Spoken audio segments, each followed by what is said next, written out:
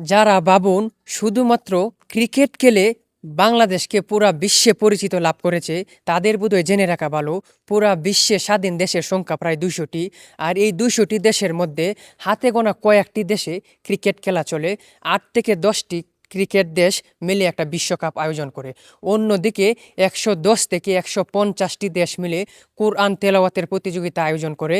সেই কুরআন তেলাওয়াত প্রতিযোগিতার আয়োজনে বাংলাদেশের হাফেজগুলো একটানা এক যুগ ধরে প্রথম, দ্বিতীয়, তৃতীয় স্থান অর্জন করে বাংলাদেশের সুনাম বয়ে আনতেছে।